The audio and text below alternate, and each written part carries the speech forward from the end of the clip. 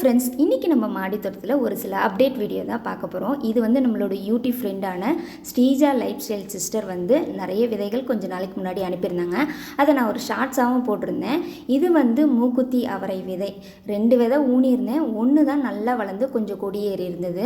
இத்தனை நாளாக டைம் இல்லாமல் இருந்ததுனால ஒரு 2 நாள் முன்னாடி கொஞ்சம் ஃப்ரீயாக இருந்த மாதிரி இருந்ததுனால மண் கலவையும் ரெடியாக இருந்தது. அப்படியே என் பையன்கிட்ட கொடுத்து கொஞ்சம் ரீபார்ட் பண்ணி வச்சுட்டு சொல்லிட்டேன். அழகாக ரீபார்ட் பண்ணிட்டாங்க.